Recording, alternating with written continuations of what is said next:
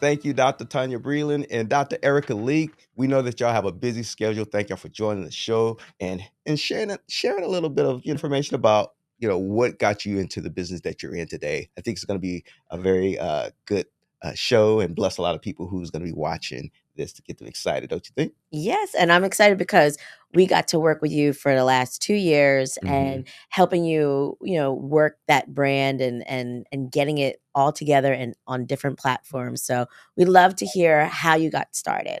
Awesome. Thank you again for having us on the show. We are so proud of the two of you. And Thank you. what you are doing, we think this is wonderful. I love entrepreneurship. I actually am the founder of our company.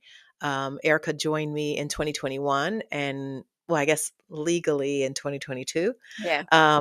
But we have been working really well together. What prompted me to start the business back in 2011, so we're talking about a long time ago. Well, it feels like a long time ago. Was really at the time I had been a school principal and I had turned my school around, and I felt like that experience gave me some tools and resources that I could share with other organizations, other school districts in particular. And so I left my post as a principal, took a huge leap of faith to start Teach Educators and Scholars organization with, at that time, the mission essentially to help students succeed. And so in those days, people weren't talking about diversity, equity, and inclusion, although the work that I was doing fit right in there because it really was about creating opportunities in the school system that would help close gaps that were most prevalent in students of color and students who had historically been marginalized. So while that wasn't at the forefront of how the company was marketed at that time, because nobody was really talking like that, that really was at the heart of what the company was. And we also, provided tutoring services in those days. By the time Eric and I joined forces in 2020, really at the tail end of 2021, we joined forces having both worked at the state level in education and having championed this diversity and equity and inclusion work, and in particular, equity in schools. And what we also found was that a lot of the work that we were doing in school systems was very similar to the work that companies were doing in the workforce. And that there wasn't a huge difference between what was needed in terms of the types of coaching and consulting and training than what was happening in schools. And so when we joined forces, we really kind of shifted our focus and expanded our focus to include not just school systems, but businesses and organizations that are looking for a more inclusive workplace for those who work there. So that was kind of like some of the backdrop. I gotta acknowledge, for those who are watching, who are aspiring to be entrepreneurs, is that one of the key thing in going into your own business is solving a problem. See Right. how the thing that stood out, you saw that there was an issue, and you came there to answer that particular problem and give them a service that's going to allow people to expand and grow.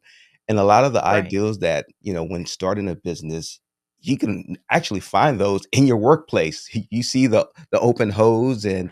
and then that can actually start your business, and sometimes go back to that company and And work provide for them the them. service that they're missing. So, I Right. mean, Right. it's great Right. that you had saw that there was a need in those particular areas, and you use your expertise to start TESO, which is great. TESO Consulting Mhm. Group. So, but anyway, Mhm. I just wanted to point that out. Right.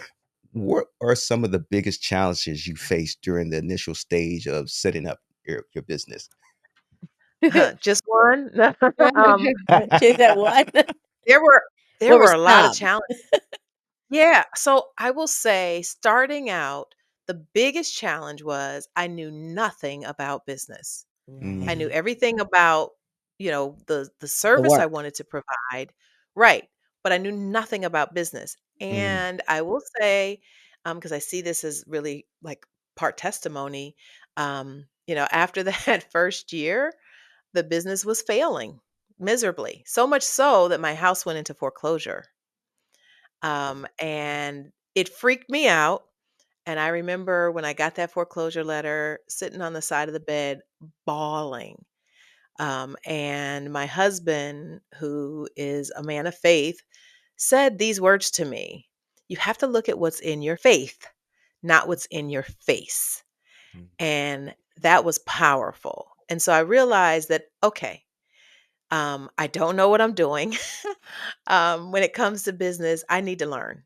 And fortunately, Rutgers University had a program for small businesses, and I was able to become a part of that program where I learned almost probably close to what people in MBA programs learn. mm, Um, and I that really helped a lot. And I was able to grow, not to the point that I grew bringing on Erica. I will say doing everything myself was really hard. When Erica came on board, it changed everything. And the mm, business grew in a way that I had never seen before when I was Mhm. just working it by myself. right. Now, when you're Yeah. working by yourself, I don't mean to cut you off, Erica, but when you were Okay. working by yourself, Tanya, were you still was that full time It or was was. that part? Oh, so it was full So It it time. was was it was full time. However, I wasn't making full I had not replaced my salary. I was not making full time um revenue, and it was a struggle. It was a struggle. But it was also a learning curve. So I was learning, and I learned a lot. So I don't regret those years. And it was like 7 years of struggling, but that was part of the process. I see it, I see it as part of the process. Mm, now, Dr. Leak, now in your transitioning and coming on board with TESO right. Consulting Group, I mean, so what was the thought process in your mind, from transitioning from your workplace, or did you stay at work still and then came on board, or how did that look for you as well? Yeah, so when we first started talking about it, like, and Tanya and I first started having conversations about like what it might look like to go into business together and what we might do and why, right?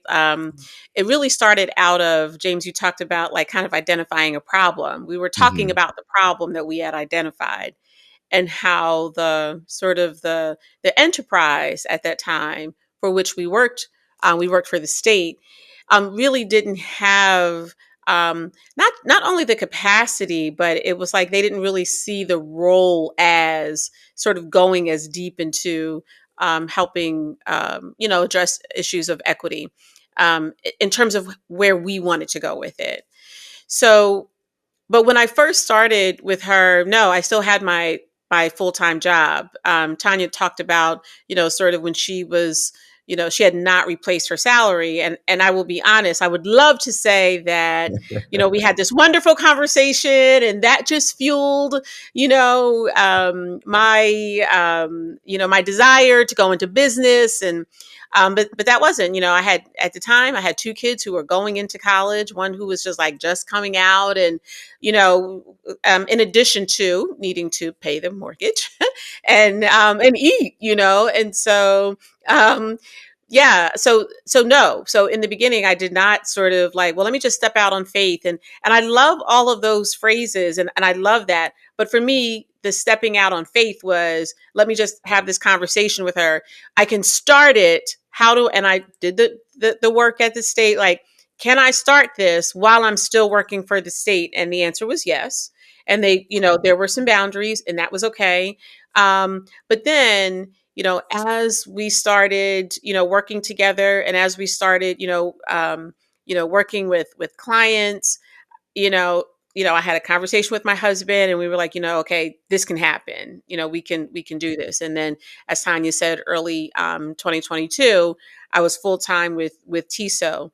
But I just want to say that I think it's okay to slow walk it, right? Like, it's Yeah. okay to say, I got this full-time thing that's helping me, with what it is I need to do for myself and my family. But I have Mhm. this other direction that I'm really pretty sure I'm being, called to go in. Like, I didn't know what bringing Erica on board would look like. Mhm. We had some ideas that we had discussed, but bringing her on board was a huge blessing, because there were two heads instead of one. And I'll never forget, one of the things that she said, I was preparing for a training. I was like, oh, I've got this training and that training coming up. And this is before she was officially on board. And she was like, well, I can help you with that. And I was like, oh, yeah. Like, it almost seemed like genius, but it should not have been. But I was just so used to working by myself that, like, to have two heads, and initially there was going to be a potential third person that was thinking about coming on board. But to have somebody else that I can bounce ideas off of and build from Mhm. was actually really beautiful. From a Yes. profit standpoint, it also seemed to be more profitable having a business partner, a lot more profitable.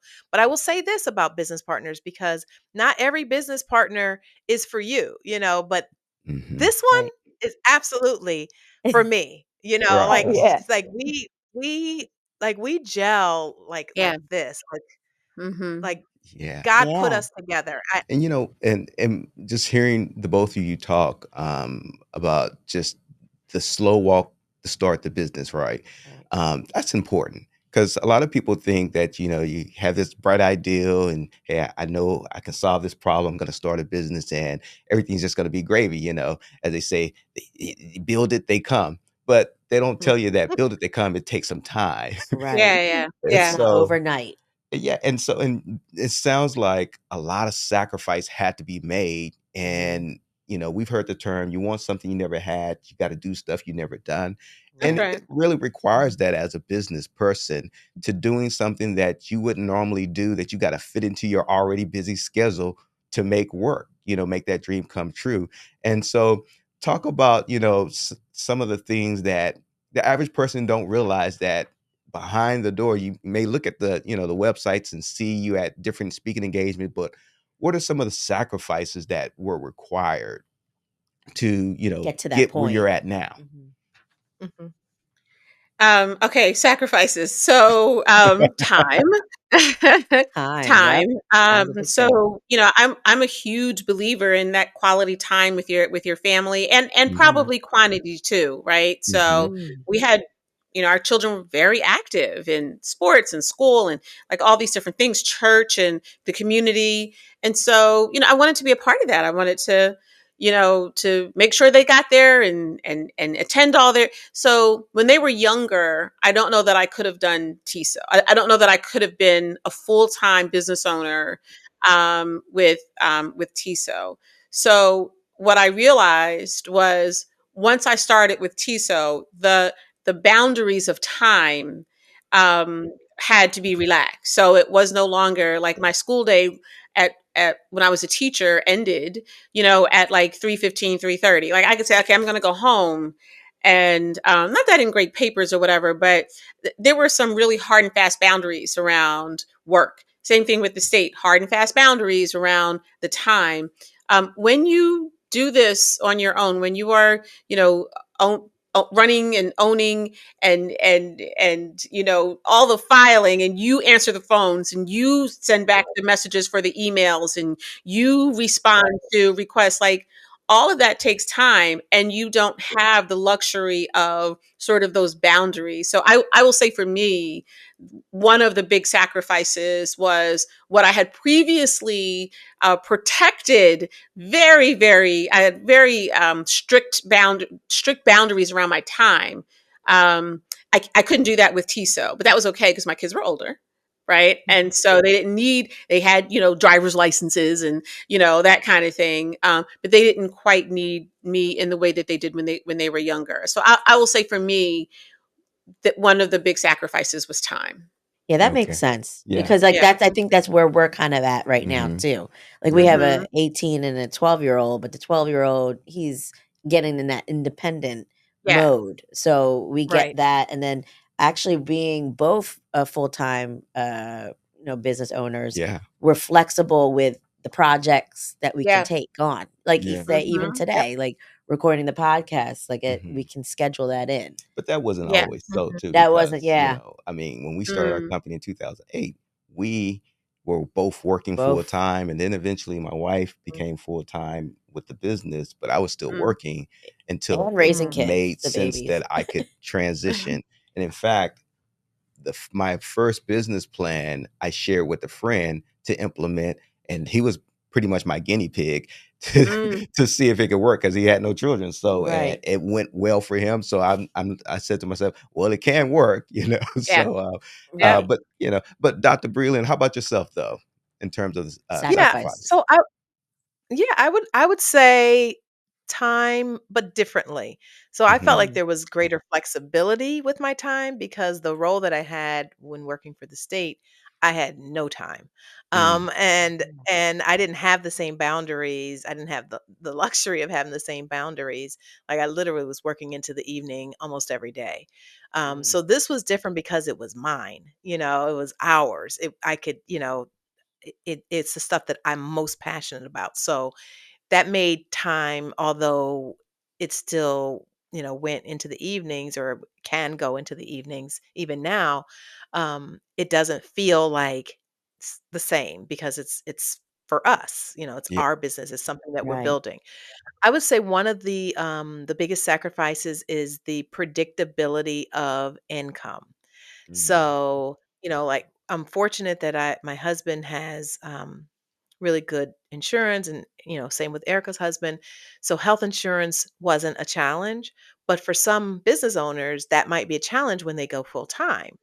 But a challenge initially was um, being able to, not knowing whether or not, payment was going to be, like we weren't getting paid on the 15th and the 30th like that when like we were when we were employees. And there'd be some months in the beginning. There were some in the beginning of when Eric and I were working to started working together. There were some months where we would get like big checks, and then other months the checks were smaller, or they were late. And so it was really trying to create balance around when the season was you know more prosperous than other seasons. We've since turned our LLC into an S corp. So we actually now have like a predictable salary that we, earn, twice. We get paid twice a month. So now it is predictable. Now we know what we're going to earn, but in the beginning, that was like up in the air.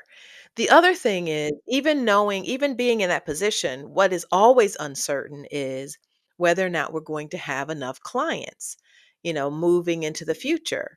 And I think another challenge is, until the business starts to grow, when you're a newer entrepreneur or you are a sole proprietor, you're doing everything. Like you are the person who does the accounts receivable, and you're taking care of all the bills, and you're the one that is doing client meetings and trying to find clients, and then you're the one doing all of the work. Like everything is all on you as a sole proprietor.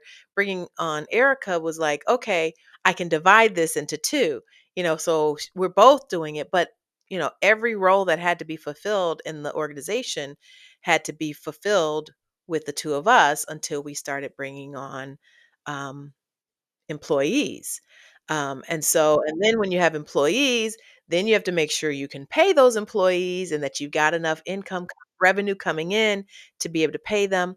So all of these are, challenges in the organization that, when you first think about like, oh, the idea of business, it's exciting to be able to like own your own business and to run the show and do things the way you want to do them. But there are uncertainties, like, you can't always Mhm. predict, whether or not things are gonna be flowing the way that, that you want them to flow. And I think that's important to share Yeah. with our audience because people are like, I want to have my own business. I want to sell this. but they don't Right. realize Yeah.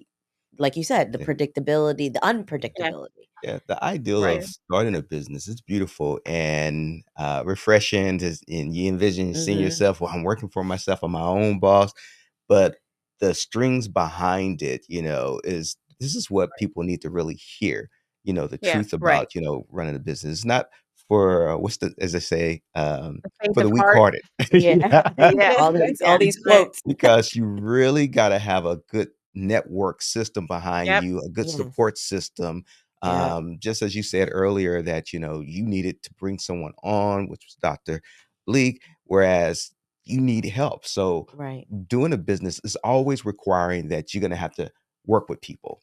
You can't do Yes. it on your own unless you just have some kind of digital business that don't require any people or you're just selling digital stuff. But Mhm. nonetheless, though, even in some case that still requires some networking in some Mm-hmm. cases. But nonetheless, though, thank you for sharing that with us Yeah. because that's some transparent. If y'all listening, really take that to heart because once you step off the grid of the corporate world, you're on your own in Right. that Mm-hmm. section. So you need to Mm-hmm. have a plan. So Mm-hmm. that's awesome. So I know we dove right into the business aspect of things. Can you talk a little bit about all the services that TESO offers? Sure. Go ahead. Training, consulting, coaching. We conduct organizational studies, like we do help organizations transform, and strategic planning. We work with organizations. They could be school districts, nonprofits. We've worked with companies, and we really look at sort of like diversity, equity, inclusion, fairness, belonging. We really look at like what is happening in the organization to either support this or detract from it. How are the major partners, your customers, your students, your leaders, your middle management, like how is your enterprise fair, right? And what is happening with your populations in diversity throughout your organization? Where is the access? Who's getting access, and to what? Who's getting opportunity, and for what, right? So we take a look at that. We have some really interesting conversations. So they could be like Tonya talked about the study, so we could assess that. We also provide consulting. Sometimes people bring us on to just sort of brainstorm and, how can we do better, based on the data that we have. And then sometimes there's training needed. So it's really wonderful to have a diverse workplace. And of course, we support that, but sometimes we don't quite know what to do with the diversity. So we worked with a company that, members of one group were, tended to be on one level of the organization, and members of another racial or cultural group tended to be at another level of the organization, right? And so Mhm. how do we sort of make that fair? What is happening so that members of one tend not to be in another group? So we sort of help organizations sort of walk through and implement fairer strategies, Mhm. so that their bottom line grows, but also the people in the organization belong. Everybody feels like I really belong here, and we know, research tells us. You can go to Forbes magazine, you can go to Harvard Business Review. They tell you that when your people are happy, Okay. they stay, right? Right. And it helps your bottom line. So that's some of the things that we do. We will provide on demand training. So we have courses that we offer, courses for organizations, courses for school districts, specifically centered around this. Diversity related matters, whether it's something about, anti bias work or culturally responsive work. That's part of the work that we do. And then when we do our studies of organizations, we'll do both a qualitative and a quantitative study. So it's pretty comprehensive. We really look at all aspects of the organization to help the organization not only understand where they are in terms of how either culturally responsive they are or how equitable they are. We also know from research that organizations that are really committed to diversity, and especially in this day and time where there are companies who are Yeah. pulling back on diversity, I think it's Yeah. important Yes. to state that the research actually supports organizations that really lean into diversity programming, diversity initiatives, Mhm. and they're serious about it, not just surface diversity work, but I mean, really looking underneath the surface at what needs to be done to create an environment where everyone feels a sense of belonging and where there's access and fairness in all aspects of the organization. That work and that commitment to that work actually leads to positive results for the organization, including their bottom line. So, meaning it's more profitable for companies and organizations to commit to real diversity work, and it hurts them when they don't.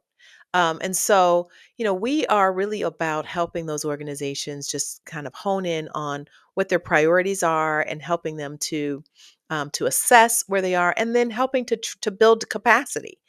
So where might there be a lack of capacity that we can support you in building? That's part of what we do as well. That's Right. amazing that y'all had figured out how to tap into that and Right. articulate that to people because that's not an easy job, you know? Mhm. That's not No, an easy it's job. not. And part of the challenge is like those consistent and persistent issues we have around fairness, like we don't even see anymore. And we Mm, take it as almost, these are not solvable issues. We just take it for granted that mhm. you're going to come, you're going to walk into this place and people are going to, the people that lead and the people that work will look different, right? Mhm. Or Mhm. they will be in these different groups, these different, racial or cultural or social economic groups.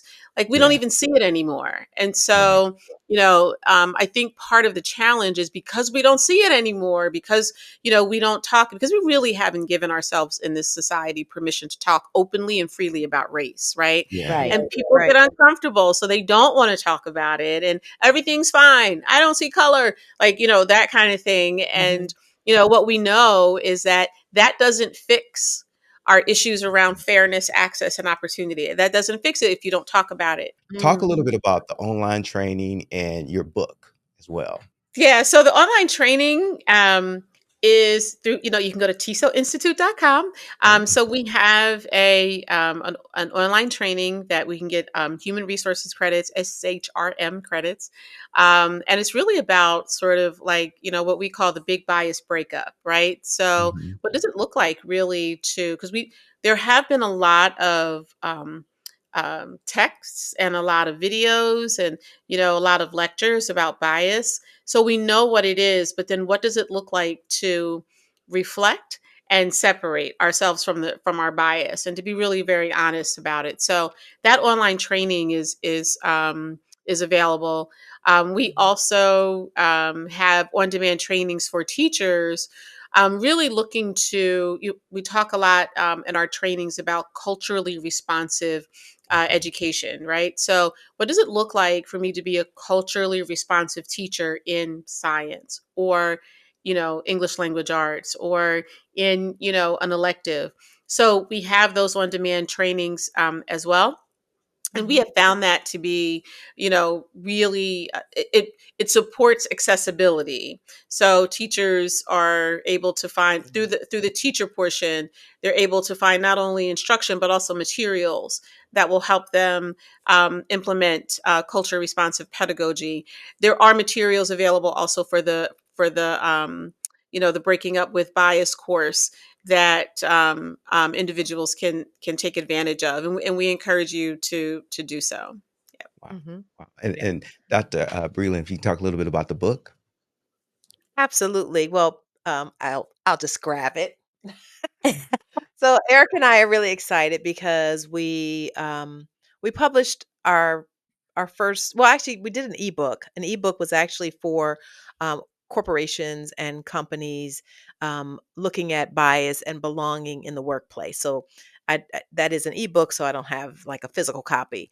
But this was really like the second major published piece that we did for classroom teachers, and specifically for classroom teachers who have diverse learners in their classroom, and they are looking to create an environment that is engaging and rigorous and inclusive, and one in which the students feel like they are seen and valued, and the teachers are nurturing the greatness inside of those students. We believe that all children are born with gifts and talents and abilities, and Mhm. not every child is always seen. Yet with this book, we really lay out a dual pathway for how teachers can really reach their diverse learners and create nurturing environments for them and nurture the greatness that's inside. And that first pathway is really the work that the teacher has to do within themselves. And Mhm. we walk them through that process. We tell stories, we've got a lot of anecdotes, and then we delve into some practical strategies that teachers can use in the classroom that are really highly engaging, and for all different subject areas. So a lot of times, history teachers, they can do a lot, when it comes to Yeah. flexibility in their instruction, but we don't always see that in math or in Mhm. science. In English language Yeah. arts, same thing. There are books that can be read that lend themselves to helping teachers to be able to see and nurture that greatness in their students. But we've got dozens of strategies that teachers can use. We address topics such as bias and belonging and culturally responsive practices. We look at relationship building and discipline and even grading. All of Okay. that in this one resource, and is set up so that if a school district wants to use it for like professional learning communities, there Mhm. are discussion questions at the end of each chapter as well. Where do you see your business in the next 5 to 10 years? And are there any specific goals or milestones you're working towards? I know you mentioned a little bit of some things that you're working on, but where do you guys see yourselves in 5 to 10 years? So those are some of the conversations that we have been having over the Yeah. last several weeks.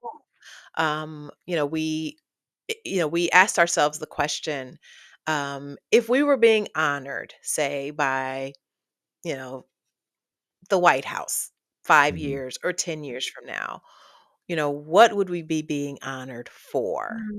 Mhm. What is that work? And I would say, first and foremost, we would love to be able to see, um, and this is very big, a country that Mhm. was really mindful about inclusivity and honoring diversity, and really fighting through the discomfort that comes with the implicit bias that we have.